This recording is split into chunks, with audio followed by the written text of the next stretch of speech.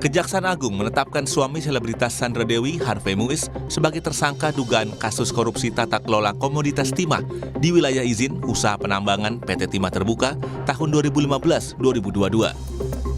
Tersangka Harvey Muiz berperan mengakomodasi pertambangan liar PT Timah Terbuka. Dalam hal ini, Direktur Utama PT Timah dan Direktur Keuangan PT Timah terlebih dahulu ditetapkan sebagai tersangka. 1 dari 6 orang saksi tersebut setelah dilakukan pemeriksaan secara intensif, tim penyidik memandang telah cukup alat bukti sehingga yang bersangkutan kita tingkatkan statusnya sebagai tersangka, yaitu saudara HM selaku perpanjangan tangan dari PT RBT. Tidak hanya Harvey Muiz, Kejagung juga menetapkan setidaknya 15 tersangka dalam kasus ini. Nama lain yang ikut terseret dalam kasus ini adalah Crazy Rich Pantai Indah Kapuk, Helena Lim. Helena Lim terlebih dulu ditetapkan jadi tersangka oleh Kejaksaan Agung dalam kasus yang sama, namun peran Helena Lim berbeda dengan suami Sandra Dewi. Dan selaku manajer PT GSE diduga kuat telah memberikan bantuan mengelola hasil tindak pidana kerjasama penyewaan peralatan processing peleburan timah. Sebelumnya, penyidik juga sudah menyita sejumlah barang bukti dari kediaman Helena Lim, di antaranya uang 10 miliar rupiah dan 2 juta dolar Singapura atau setara 23 miliar rupiah. Akibat kasus ini, negara mengalami kerugian yang diperkirakan mencapai 271 triliun rupiah. Tim Liputan Kompas TV.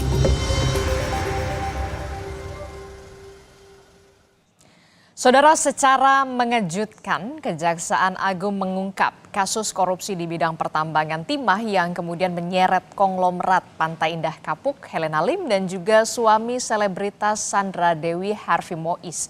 Dalam kasus ini, saudara, ada yang menjadi sorotan, yakni kerugian negara yang kemudian diperkirakan ini sangat besar, yang mencapai 271 triliun rupiah.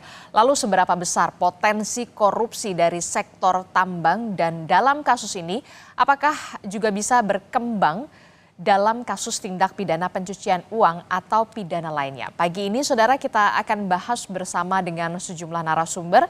Sudah ada di antaranya ada pakar tindak pidana pencucian uang, Yenti Garnasi. Selamat pagi, Assalamualaikum Mbak Yenti. Selamat pagi, Waalaikumsalam warahmatullahi wabarakatuh. Ya, ini kan kita mengejutkan sekali ya Mbak Yenti ya. Sebenarnya korupsi timahnya mungkin tidak terlalu disorot, tapi kemudian siapa tersangkanya ini ya, yang kemudian disorot salah satunya adalah konglomerat asal Pantai Indah Kapuk, ada Helena Lim, dan kemudian juga ada suami dari selebritas Sandra Dewi, yakni Harvey Muiz. Anda melihat ini patut kemudian dikembangkan adanya dugaan tindak pidana pencucian uang, Mbak Yenti? Oh ya, pasti. Ini pasti ya. Maka tadi kan disebutkan 16 tersangka. Itu baru korupsinya saja. Saya kira kalau nanti dikaitkan dengan TPPU-nya, harus dengan TPPU-nya, karena ini kejadian kan 2015. Ada beberapa yang baru masuk 2018, yang terakhir kemarin suaminya siapa itu? Sandra Dewi. Sandra Dewi itu kan 2018 gitu kan ya. Nah, artinya 2015 sampai dengan sekarang ini kan uang sudah mengalir kemana-mana, yang 271 triliun itu. Nah, itu dikejarnya pakai TPPU. Dan itu nanti bisa menghasilkan mungkin 2 kali lipat tersangka yang ada sekarang ini. Misalnya 2 kali lipat potensi bisa tersangka jadi, tambahan? Kan sangat, bisa jadi 3 kali lipat juga kan gini. Nanti kan itu mengalir ya. Misalnya Helena Lim, kan akhirnya suaminya juga kena kan? Ya kan, karena juga mungkin menikmati. Nah, ini juga yang Mohtar ini ya, yang suaminya Sandra Dewi. Kita juga harus lihat istrinya ini menerima, menikmati, difasilitasi tidak hidupnya dengan hasil kejahatan yang diterima oleh suaminya itu. Jadi semua begitu. Belum lagi nanti kalau menyimpan di beberapa tempat. Misalnya kan kalau nggak salah ini uangnya kan masuk karena ini sudah TBK, ada di pasar modal. Ini kan akan berpotensi banyak sekali bahkan korban-korban yang dirugikan. Nanti ini Kejaksaan Agung juga harus hati-hati, jangan main cita kepada orang-orang yang orang-orang kan tidak sangka ya bahwa TBK ini, PT Timah TBK ini yang jelas-jelas punya BUMN dan sangat sangat mempunyai nama lah waktu itu ya. Itu kemudian orang beli saham-sahamnya. Nah, ini bagaimana korban-korban ini negara akan melindungi mereka? Mereka yang sudah terlanjur membeli saham-saham itu. Nah, ternyata kan tidak mungkin kembali karena 271 triliun itu sudah hilang. Ini harus di-cover nantinya. Ini jadi negara dalam hal ini juga ini memang menjadi kewajiban negara mengapa PT Timah yang di Bangka Belitung ini yang kemudian itu kan sebenarnya resmi, tapi kemudian mereka membuat kong kali kong untuk bikin kerjasama dengan orang-orang tertentu, direkturnya dengan orang-orang tertentu, menjanjikan processing untuk biji timah, kemudian juga ada smelter, ada penyewaan dan uang itu dari penyewaan dan biji timah itu masuk ke kantong pribadi, baik direktur maupun pejabat lain dari sana atau orang-orang tertentu. Nah, ini kan artinya pengawasannya bagaimana karena di dalam PT Timah itu wilayah PT Timah ini ternyata dilakukan penambangan liar yang berarti hasil penambangan itu tidak masuk ke negara. Ya, betul. Nah, akhirnya negara bobol lah 271 triliun. Ini kan kita kok sedih ya. Beberapa ya waktu itu emas yang dengan Kementerian Keuangan 379 triliun, sekarang ini 271 triliun, sementara masyarakat tidak punya sembako gitu ya. Kok rasanya itu apakah memang kurang pengawasannya, miris sekali. Apakah kurang pengawasannya ataukah memang ada pembiaran? Karena kalau pembiaran ini kenapa bisa dibiarkan sekian lama? Apalagi ini sekian tahun ya, 8 tahun dari 2015 ke 2022, Mbak Yanti. Betul, itu kan penambangan liar itu kan bisa dilihat dengan mata dan tidak mungkin sendiri, banyak orang. Apakah hanya orang-orang ini saja yang kemudian leluasa bertahun-tahun kemudian melakukan kejahatan di lapangan timah ya, penambangan timah, dan sampai tidak ketahuan ini siapa yang melindungi? Pasti ada orang-orang kuat yang melindungi siapa. Nah, ini juga belum. Jadi maksud Anda menduga kemudian ada backing yang sampai harus 8 tahun ini tidak terendus begitu ya? Iya, itu harus kita evaluasi. Rasanya tidak mungkin tidak ketahuan ya. Jadi ini Kejaksaan Agung sudah sangat profesional dan punya pengalaman banyak berkaitan dengan kejahatan-kejahatan, misalnya kejahatan yang waktu membuka lahan hutan yang sedemikian rupa kelihatan dan sebagainya, tetapi kok tidak ada yang melihat gitu ya. Waktu itu kan ada penyerobotan tanah negara lah, ya itu banyak sekali ya, itu juga triliunan itu sekian tahun dan kasat mata, kenapa sampai tidak ada? Apakah memang sistem negara ini sudah tidak ada pengawasannya, ataukah pengawas-pengawas itu malah justru kong kali kong supaya orang-orang yang ketahuan curang ini ketahuan lancung untuk menghabisi harta negara yang harusnya masuk ke negara ini malah memang dilindungi gitu ya. Jadi kita juga harus evaluasi juga terhadap pengawasan. Semua sektor pengawasan. Oke, Mbak Yanti, kami akan hadirkan juga kepada Kompas TV, pemirsa Kompas TV, ini Kejaksaan Agung kemudian menjelaskan ya peran Harvey Muiz mewakili PT RBT yang kemudian menghubungi Dirut PT Timah TBK Mokhtar Reza Pahlevi tak berani untuk mengakomodir kegiatan pertambangan liar di wilayah izin usaha pertambangan PT Timah. Kita simak dulu saudara, setelah sepakat Harvey ini menghubungi perusahaan smelter PT SIP. Kalau kita lihat bersama, saudara, ada juga CV VIP, kemudian juga ada PT SPS dan juga PT TIN. Nah, kemudian Harvey ini meminta perusahaan smelter untuk menyisihkan sebagian keuntungan kepada dirinya dengan kedok dana pertanggungjawaban sosial atau yang biasa kita kenal dengan dana CSR begitu ya. Nah, penyerahan dana tersebut kemudian difasilitasi oleh tersangka Helena Lim yang di media sosial ini kita kenal dengan sebutan Crazy Rich Pantai Indah Kabuk. Dalam kasus dugaan korupsi PT Timah tersebut, Kejaksaan Agung menyebut kerugian negara ini ada 271 triliun rupiah. Nah, ini kalau kita lihat Mbak Yanti, tadi kita lihat ada nama Harvey Muiz, kemudian ada Helena Lim. Keuntungan dari korupsi tersebut ini bisa dikatakan disisihkan dengan kedok dana pertanggungjawaban sosial atau CSR. Ini modus yang sering kali dilakukan dalam TPPU. Penjelasannya seperti apa, Mbak Yanti? Ya, modusnya banyak sekali ya. Kali ini CSR ya, tapi banyak sekali modus-modusnya. Jadi untuk mengamankan bahwa mereka mengeluarkan dana-dana seolah-olah kalau CSR seakan ada dana dari perusahaan itu yang memang sudah diberikan untuk kegiatan CSR itu ya. Tapi harus dilihat dong CSR-nya bentuknya apa. Itu bagaimana, siapa pula. Kalau nggak salah ini juga mereka membuat perusahaan-perusahaan boneka cangkang-cangkang, perusahaan cangkang di antara mereka. Jadi ini perusahaan fiktif dalam tanda kutip. Ya, itu selalu mengatakan begitu. Perusahaan cangkang ini, perusahaan boneka ini, kita juga lihat apakah memang ada izinnya, ataukah izinnya itu diada-adakan, ada pemalsuan. Pemalsuan itu memang ada tapi dipalsukan, punya orang dianggap, ataukah memang tidak ada kemudian dipalsukan. Ini harus sebetulnya apapun modusnya itu harus dibongkar oleh Kejaksaan Agung. Kalau ada PT yang cangkang-cangkang ini kan ini pasti ada pemalsuan, ya kan? Karena masuk ke PT ini ternyata PT itu tidak ada sebagai anak perusahaan atau memang PT yang dibuat seolah-olah anak perusahaannya gitu ya, PT boneka. Ini apa sih sebetulnya?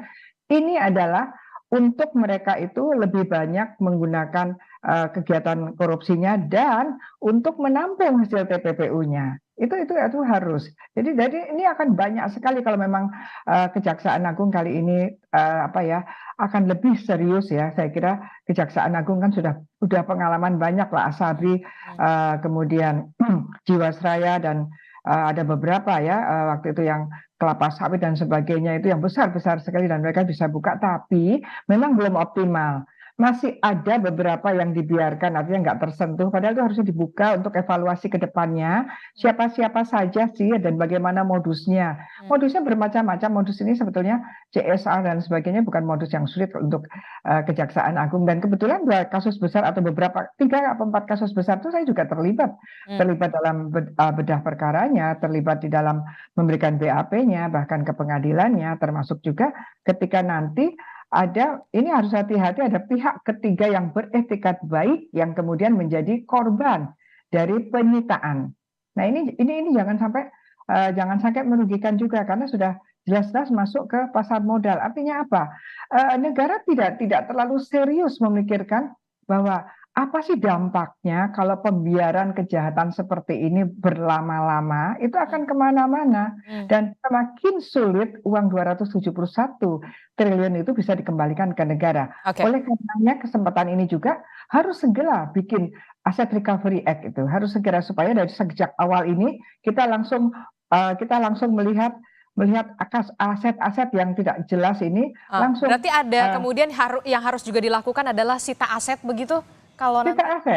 Sita asetnya nanti, makanya kalau ada Asset Recovery Act, ada sita aset yang bukan sita karena kasusnya, tetapi misalnya ada dicurigai ada satu pabrik atau hotel atau apa yang kemungkinan berkaitan dengan orang-orang ini, maka langsung kita membuat satu pengadilan gugatan atau permohonan kepada pengadilan negeri yang memohon adalah penyidik atau kejaksaan untuk melawan barang tersebut. Apakah barang tersebut memang betul-betul hasil kejahatan apa bukan tanpa ada orangnya. Ini juga ada beberapa pintu yang untuk cepat-cepat menyelamatkan aset-aset. Sekarang kan gini kan pasal yang disiapkan kan pasal 2, pasal 3, pasal 11 tindak pidana korupsi, junto pasal 18 untuk pengembalian harta kekayaan ya, uang pengganti. Dan harusnya segera dengan TPPU. Karena apa?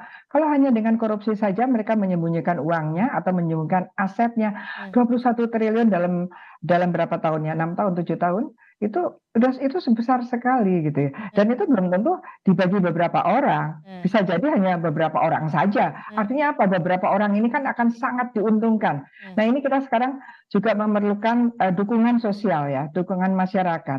Masyarakat jangan hanya terlena, apalagi yang netizen yang ada di kita sangat dibodohin ya, kita ini Di media sosial begitu ya, yang ya, betul, tiba-tiba. kita ini seolah-olah semua yang di media sosial itu mesti benar, dan kita tuh kagum, oh ada orang kayanya seperti ini.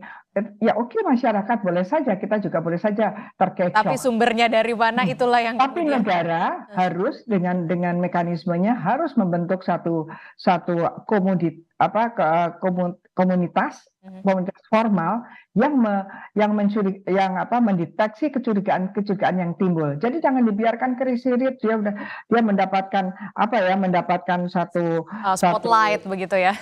spotlight dari ini, kemudian dia diagung-agungkan selama ini, tetapi ternyata dia mengambil uang rakyat gitu. Jadi marah dong masyarakat kalau begitu. Enak aja mereka seenak-enaknya gitu ya, dengan penampilan atau dengan privilege selama ini. Ini bagaimana tanggung jawab negara terhadap kekecewaan rakyat yang seolah-olah kita tuh dikecoh, kita dianggap bodoh oleh mereka itu.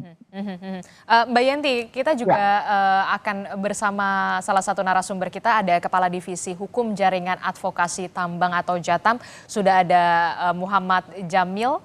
Selamat pagi, Assalamualaikum Mas Jamil. Ya, selamat pagi, waalaikumsalam. Ya, Mas Jamil, ini kan kemudian disorot sekali ya, dugaan korupsi timah, tidak main-main. Ada kerugian negara, dalam hal ini adalah kerugian ekologis 271 triliun rupiah begitu, tidak main-main, fantastis sekali jumlahnya.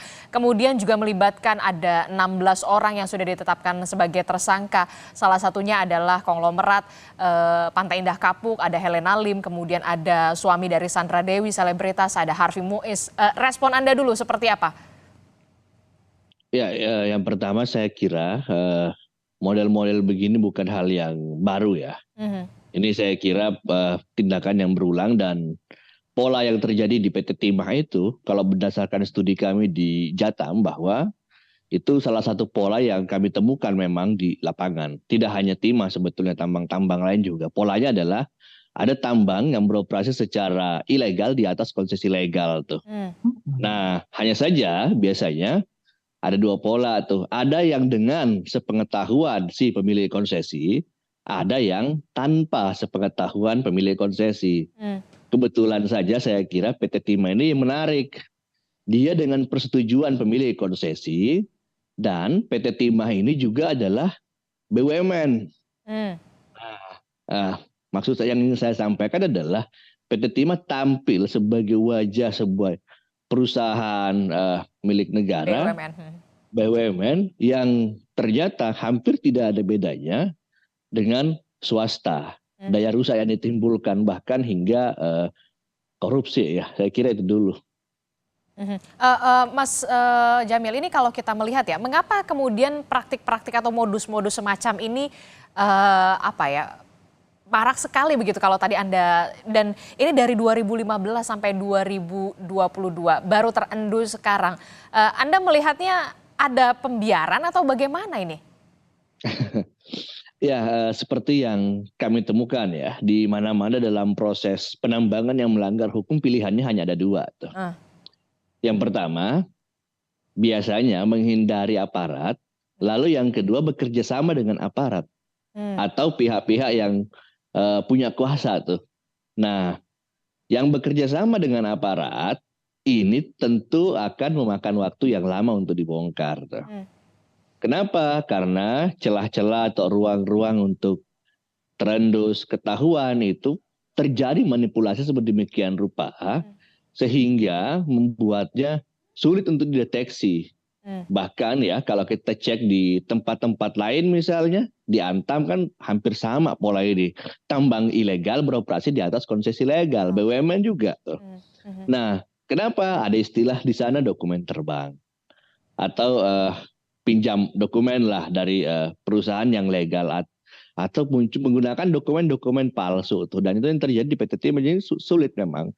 Kenapa? Karena banyak pihak yang terlibat. Nah, kami duga Yang sekarang jadi tersangka itu mereka masih pada level operator. Level operator saja, belum kepada aktor intelektual, begitu maksud Anda? Belum, kalau kami melihatnya ya, dan ini penting untuk dikembangkan. Kenapa kami intens ya terhubung dengan warga di sana di wilayah PT Timah itu, ada hal-hal yang di lapangan ya cukup familiar, misalnya punya ini tambang punya bapak ini, bertabur bintang dan sebagainya, sehingga itu penting untuk diperiksa sampai ke sana tuh, bahwa pemilik sesungguhnya itu juga kena gitu.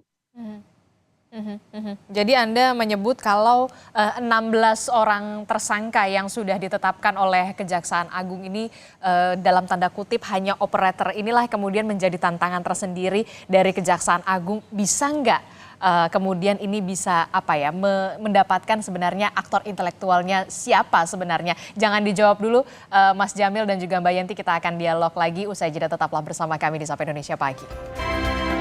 Terima kasih Anda masih bersama kami di Sapa Indonesia Pagi. Saudara, masih membahas soal bagaimana korupsi timah begitu yang melibatkan ada 16 orang yang sudah ditetapkan menjadi tersangka. Yang kemudian menjadi sorotan kita semua adalah konglomerat dari Pantai Indah Kapuk itu PIK, yakni Helena Lim, kemudian juga ada suami dari selebritas Sandra Dewi, Harvey Mois, yang kemudian juga terlibat dalam kasus ini. Mas Jamil, ini kan tadi Anda menyebut sebenarnya 16 ini levelnya operator begitu ya. Nah sebenarnya kalau kita lihat aktor intelektualnya ini seperti apa? Apakah nanti juga akan selanjutnya dikembangkan atau seperti apa nanti Kejaksaan Agung Anda melihatnya? Iya, saya kira disinilah sebenarnya ya beban dan tugas mulia yang berat bagi Kejaksaan Agung, harus membongkar sampai kepada yang biasa kita sebut itu dalam sebuah bisnis ya, beneficial owner-nya. Dan biasanya memang pola-pola yang mereka gunakan, bahkan itu nama mereka hampir tidak pernah muncul dalam suatu model usaha ya. Baik yang legal maupun yang ilegal atau yang abu-abu tuh yang bercampur. Dan biasanya ya mereka itu cenderung memang menggunakan nama-nama yang dalam tanda kutip ya penghasilannya tidak punya batas maksimal, yang hampir sulit sekali diaudit. Kalau dalam studi kami di Jateng ada 2 yang biasa melakukan itu. Yang pertama lawyer, yang kedua adalah artis, karena keduanya hampir tidak punya batas penghasilan tuh. Itu yang kemudian menjadi salah satu bisa dikatakan strategi juga untuk mereka begitu. Iya. Kalau di Blok Mandiodo kan lawyer gitu. Kalau di PT Timah ternyata public figure ya, itu yang kami lihat. Mas Jamil, Anda berarti kalau saya lihat begitu ya, kalau misalkan ini masih permukaan saja begitu, seperti gunung es yang tidak terlihat, ternyata di dalamnya begitu besar begitu ya. Bisa saja ada potensi kerugian negara yang lebih dahsyat dari yang sudah diumumkan oleh Kejaksaan Agung dari 271 triliun rupiah, Mas Jamil. Oh ya, persis. Kenapa? Karena juga kan kami juga pelajari itu metode, kemudian angka 271 triliun itu muncul ya. Nah, karena kebetulan saya juga lawyer, saya pelajari peraturan yang dipakai itu untuk menghitung itu. Dan sebetulnya itu sangat dibutuhkan lagi adalah pembuktian secara saintifik. Kenapa? Karena setidaknya ada 2 kasus yang kami periksa. Perhitungan fantastis luar biasa begitu, Duta Palma, dan yang dulu kalau kita masih ingat tambang juga ya yang menyeret Nur Alam.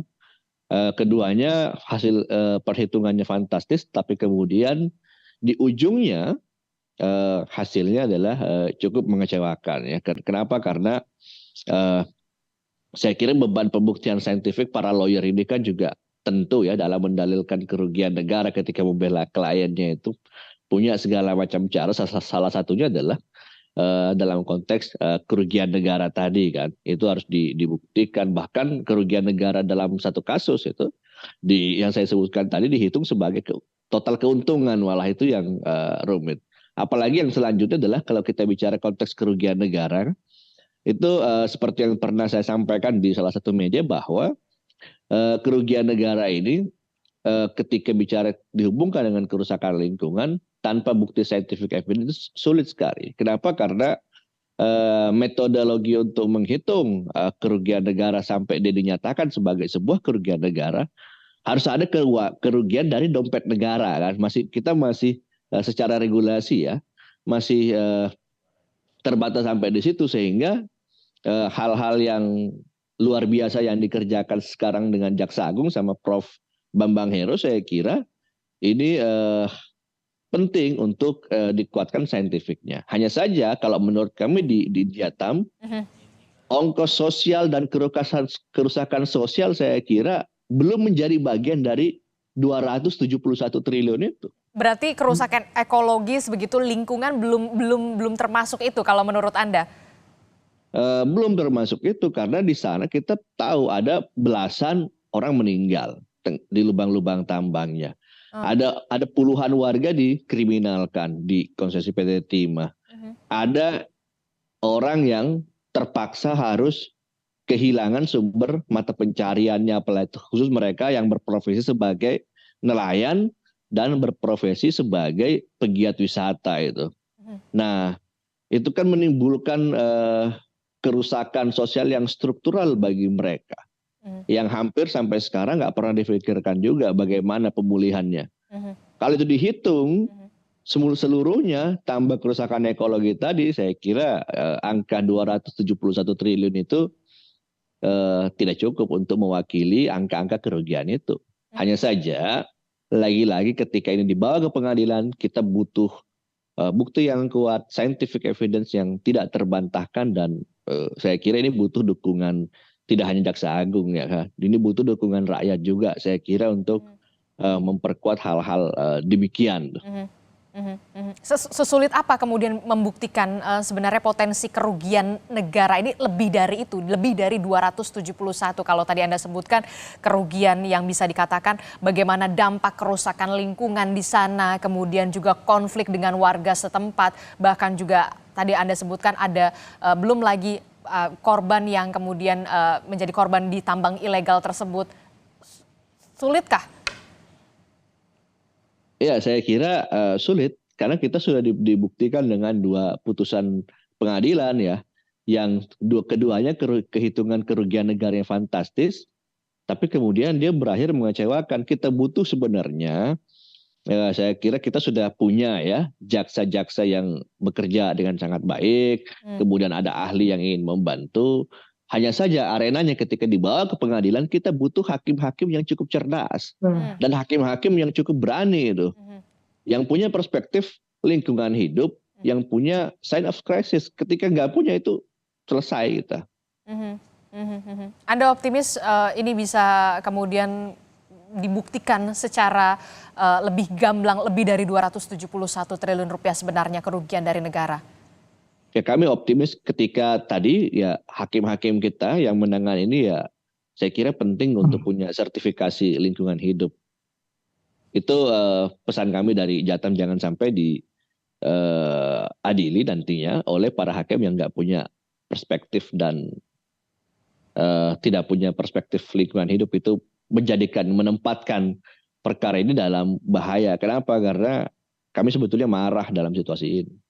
Ini BUMN yang harusnya beroperasi secara baik, lalu kemudian memang tujuan dari kesejahteraan rakyat bisa dicapai, tapi ternyata kita dirampok terang-terangan oleh para mafia itu. Oke, jadi kita bahasanya lebih merampok dalam tanda kutip begitu ya, merampok kemudian kekayaan alam kita bahkan di sana sampai kemudian dieksploitasi begitu dan sampai ada kerusakan lingkungan di sana, konflik dengan warga setempat di sana. Mbak Yenti, Anda melihat ketika dikembangkan ke tindak pidana pencucian uang, ada potensi tadi Anda mengatakan tersangkanya bisa lebih dari 16 tadi. Salah satunya mungkin pemeriksaan terhadap orang-orang terdekat ini, dalam hal ini adalah mungkin keluarga dari Harvey, kemudian Helena Lim yang bisa saja ikut membelanjakan begitu ya dengan aset, mobil mewah, rumah mewah, barang-barang mewah. Iya, sangat. Itu sangat penting ya, apalagi kejahatan lingkungan hidup. Karena ini pertambangan itu kan umbrella act-nya kan memang kejahatan lingkungan hidup. Karena di bawah lingkungan hidup itu ada perkebunan, ada pertambangan di bawahnya, ada hutan dan sebagainya. Jadi perspektif ke sana memang penting. Kemudian gini, saya kepingin menyampaikan ya, bahwa gini Mas Jamil ya, itu kita pasal 2, pasal 3 tentang unsur kerugian negara itu kita sudah diketawain negara lain itu. Harusnya sudah nggak ada lagi, harus dibuktikan. Itu adalah circumstantial evidence. Itu adalah bukti yang rasional pasti terjadi kalau ada melawan hukum, ada penyalahgunaan kewenangan, ada orang yang diuntungkan, baik dirinya maupun orang lain maupun korporasi. Udah pasti kerugian itu muncul. Udah pasti. Logikanya gitu. Tapi ketika dicantumkan kerugian menimbulkan kerugian, bahkan tadinya dapat menimbulkan, dapatnya malah hilang, nggak boleh kan? Potensi kan nggak boleh, artinya harus dihitung. Itu kelamaan, itu sangat melindungi para koruptor itu. Itu juga satu hal yang harusnya dievaluasi pasal 2, pasal 3 itu, karena kita tidak mau melakukan perubahan undang-undang korupsi. Nah itu juga masalah. Kemudian TPPU dengan sendirinya uangnya tuh kemana? Jadi bukan saja di istri-istrinya dan orang-orang terdekatnya, perusahaan-perusahaan bonekanya, dan mungkin sebagian besar memang ini hanya operator ya Mas Jamil ya. Tapi di sana ada direktur loh, ada direktur dan mantan direktur kan dari 2015. Itu kan orang yang sangat-sangat penting itu. Hanya dia tuh siapa yang membuat mereka itu, direktur maupun mantan direktur itu menjadi leluasa sekali, tidak segera terungkap. Ini siapa? Mungkin ini dimaksudkan Mas Jamil itu kan, orang di balik itu yang kemudian sebagai beneficial ownership yang memang namanya tidak ada di dalam perusahaan itu. Bahkan perusahaan-perusahaan boneka itu pasti juga ada juga mungkin PT-nya betul. Kita cek nanti di AHU. Itu ada nggak PT-nya? Bisa jadi PT-nya betul tapi tidak digunakan untuk hal yang benar. Karena penambangannya itu liar. Artinya apa? Di dalam penambangan yang ada berizin dan BUMN apalagi, itu muncul penambangan liar yang tidak ada izinnya. Nah, kita harusnya punya mekanisme perizinan. Terus bagaimana negara ini mengantisipasi kalau ada pertambangan bukan hanya timah yang kemudian beroperasional tetapi ternyata tidak ada perizinannya. Itu tidak dipikirkan, apalagi yang ada itu terlindungi gitu ya, terlindungi. Saya sama dengan Mas Jamil, saya juga rasanya marah gitu. Saya sering sekali menghadapi bahkan ke pengadilan, dan betul tadi di pengadilan itu seperti Duta Palma. Saya juga ikut itu, tapi kita dihadirkan aja tidak. Itu ahli-ahli dari ahli kehutanan, ahli bagaimana kerusakan forest itu, berapa sih potensi yang dirugikan seandainya. Jadi gini, bukan potensi harusnya membeli. Seandainya ini tidak ada kejahatan, itu yang didapatkan kesejahteraan masyarakat itu apa, berapa, dan kenapa jadi tidak ada. Itu mereka sudah memikirkan, karena waktu itu 18 orang ahlinya. Tapi yang sedikit yang dihadirkan. Yang dihadirkan pun seperti apa ya, kita tuh berbicara TPPU, saya tuh selalu 3 jam lebih. Tetapi kalau hakimnya tidak memahami, ya semua itu sia-sia.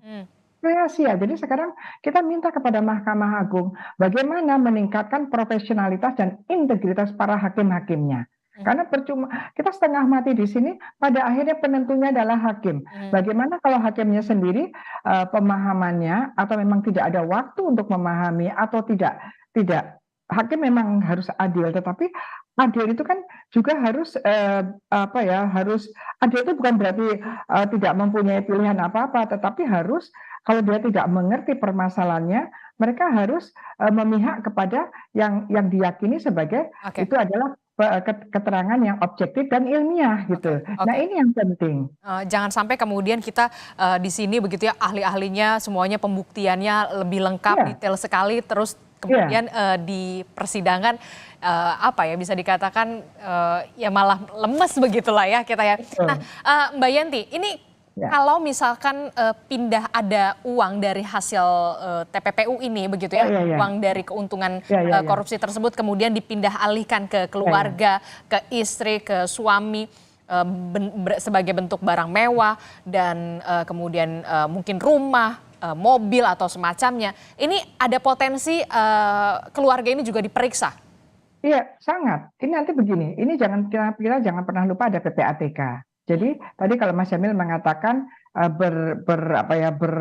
tercover oleh karena ini public figure dan sebagainya. Nah, dengan adanya seperti ini, PPATK tentu akan melihat public figure yang kemudian misalnya suaminya ini atau istrinya ini. Itu ada bagaimana rekeningnya, mau tidak mau harus diperiksa. Karena apa? Rekeningnya harus diperiksa karena menurut penyidikan ada dari tersangka atau calon tersangka yang sangat kuat ini atau tersangka itu ada uang masuk kepada rekening orang lain. Dan ketika penyidik membuka rekening orang lain ini tidak usah minta izin pada pemilik rekening. Bahkan kalau bisa itu yang pemilik rekening sendiri tidak usah tahu. Harusnya begitu. Nah, ini mereka mengatakan bahkan minta surat kuasa dari orang yang dicurigai. Menurut hasil dari PPATK dicurigai bahwa ada uang ke rekeningnya dan kemudian dia tampil sebagai public figure seolah-olah kita semua harus memaklumi uangnya pasti banyak sekali. Oke, itu hanya anggapan, tetapi nanti kita bukti material kita ada tidak dari rekening itu yang masuk bukan dari hasil dia sebagai artis atau hasil dia sebagai apa tadi yang satu lagi itu ya. Siapapun itu ya, itu kan akan kelihatan. Jadi ini sekarang kita menunggu PPATK. PPATK harusnya sudah jalan, sudah Kejaksaan Agung sudah minta rekening-rekening orang-orang ini yang 16 ini mengalirnya kemana. Nah, untuk TPPU adalah orang-orang yang menerima aliran-aliran dana ini. Artinya apa? Banyak siapa saja keluarga dan juga mungkin nomor satu itu keluarga dan orang terdekat atau komplotan mereka itu yang bersama-sama. Jadi ini seperti itu. Itu untuk pasal 5. Artinya begini. Pasal 5 itu adalah pasif, memang ancaman pidananya hanya 5 tahun dibandingkan yang aktif yaitu yang mengalirkan 20 tahun. Tapi pasal 5 ini sangat penting karena uang itu akan harta kekayaan yang punya 271 triliun itu adanya di situ. Muaranya pada penerima itu. Jadi pasal 5 itu menjadi sangat penting dan ini Indonesia sangat jarang menggunakan pasal 5. Artinya apa? Ya memang semangatnya untuk menelisik uang itu sampai mana. Jadi kita harapkan ada keseriusan yang lebih begitu ya, keseriusan yang benar-benar dilakukan oleh pemerintah untuk benar-benar mengembalikan kembali kerugian negara kembali ke pemerintah begitu ya, ke negara. Dan sedikit saya sampaikan. Karena gini, nampaknya ya dari pengamatan mungkin kalau kita ada riset ya, pemidanaan penjara itu sangat tidak menjerahkan ya. Karena apalagi kalau korupsi itu lembaga pemidanaannya itu LP-nya itu juga LP yang seperti orang indekos saja. Karena belum tentu dimiskinkan begitu ya. Yang paling ditakutkan adalah mereka itu dimiskinkan. Bukan dimiskinkan, sebetulnya ditarik kembali dari haknya rakyat harus dikembalikan ke rakyat. Nah itu jadi ada satu amanah pada penegak hukum, pada negara melalui penegak hukumnya, termasuk hakim adalah harus bertanggung jawab bahwa uang-uang rakyat itu harus kembali lagi kepada rakyat melalui sistem kenegaraannya. Harus ada keseriusan yang benar-benar dilakukan baik itu dari pemerintah supaya karena mereka ini memiliki uang yang bukan haknya begitu. Terima kasih Mbak Yanti Garnasi, pakar tindak pidana pencucian uang, dan sebelumnya ada Kepala Divisi Hukum Jaringan Advokasi Tambang atau Jatam Muhammad Jamil telah bergabung bersama kami. Terima kasih untuk perspektifnya Mbak Yanti, Mas Jamil. Assalamualaikum, selamat pagi, sehat selalu. Waalaikumsalam warahmatullahi wabarakatuh.